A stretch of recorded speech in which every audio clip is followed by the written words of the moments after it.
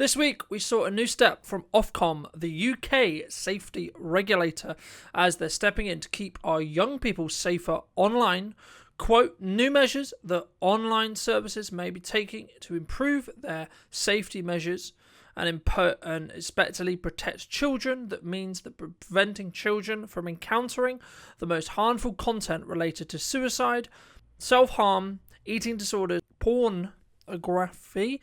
Sites may and apps must also act to protect children from misogyny, violence, hateful or abusive material, online bullying, and dangerous challenges. Will Ofcom keep our children safe online? There's been a lot of talk in previous years about how the things that Ofcom has suggested in this report, specifically effective age checks. Platforms must put in place robust age check systems to prevent children from accessing harmful content, including pornography, self-harm, and eating disorder and suicidal content. Safer feeds. Algorithms must not recommend harmful content to children in their feeds. Fast action. All sites and apps must have produce in place a review and access to quick tackle harmful content whenever they become aware of it. More choice and support. Sites and apps must give children more control over their online experience. This includes allowing them to tailor which content they don't like and accept and decline group chats, invitations, block or mute accounts, or be able to disable comment sections on their own posts. There must be supporting information for children who have encouraged and have searched for this harmful content. Easier reporting and complaints. This must be straightforward for the children or the child to report the content or make a complaint to the platform, and perhaps providers should be able to respond with appropriate action as soon as possible. Terms of service must be clear for children to understand. More responsibility. All services must have a named person responsible for children's safety, and a senior body awarded review safety measures review safety measures that are in place. One of the standout points that Ofcom has made in this report is, quote, critically, it doesn't matter whether a company is based in the UK. If the site and app can be accessed by a child in the UK, the law still applies, and we're ready to enforce them, end quote.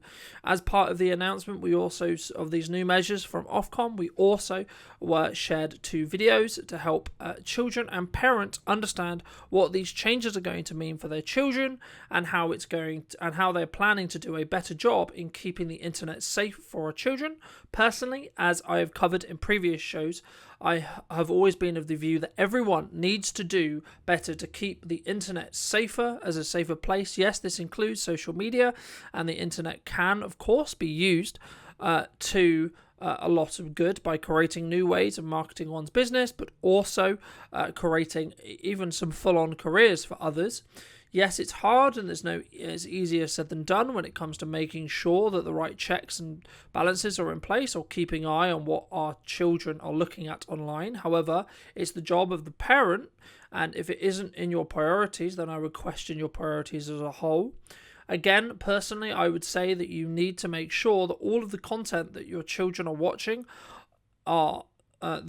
is in line with your values as a parent as well, and of course, helping shape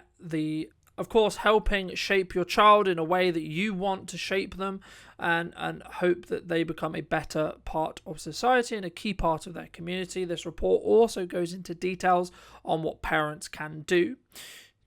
Quote, talk regularly to your child about what they are viewing online, and encourage them to tell you if they see something online that they think is harmful. Make sure that your children register with online services using their real age to help prevent them from having content shown to them that would not be suitable or is suitable for older people. Make sure they know how to report inappropriate or harmful content, how to block accounts, and how to share, and encourage them not to share it themselves. If the content is illegal, report it to the police, and be aware that Ofcom cannot deal with individual companies about their online content. Parental controls are also useful tools to help you monitor and limit your time that your child spends online, but also what they are able to do on there. They also have shared many more steps that are going to be coming to make the internet a quote-unquote safer environment for our younger people. The laws that go into place this last week now, quote, makes tech firms legally responsible for their users' safety, and it gives Ofcom powers as online safety regulators to enforce these laws, including taking action against the firms who do not comply with their safety duties. I'm sure the question will come, what deems a piece of content to be quote-unquote hurtful or bad in overall section. For the kids to watch, I'm sure the freedom of speech crowd will want a more free internet. However, the report itself and the laws that go with it don't seem to be stopping content on the sites at the moment, and they are only controlling what can be viewed from the age under the age of 18. As I'm sure it will ask, and this could lead to the following question about a social media ban for under 16s, as we've reported previously from other countries as well, and this is on the card. In answer to this question, Ofcom say in the same report, quote, the Act does not ban social media. The Act does not ban children from social media, nor does it set a minimum age requirement for them to use it. It does say that social media companies must consistently enforce their age limits to protect child users, but parents should be aware that some of the popular sites and apps have no minimum age restriction for their users, and we appreciate there's a lot of debate around this, on whether or when children should be able to own their own smartphones. Ofcom specifically has no legal powers to kind of act in this area, but there is changes coming to sites and apps that will result in these rules and will make things safer for children of all ages to be safer online. Personally, I think it needs to be a strike between a good balance, again, when it comes to should a child have a phone or be able to use social media, etc.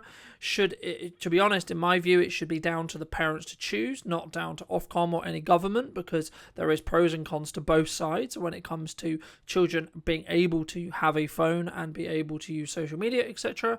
But in regards to the news, that's my view. That's the news specifically. So I'd love to hear what you think in the comment section down below. Do you think this specific ruling, this specific step from Ofcom specifically is going to lead to a social media ban, or do you feel that it's actually a really good step from Ofcom that is, of course, going to make the internet a safer place for our children? I'd love to hear what you think in the comment section down below.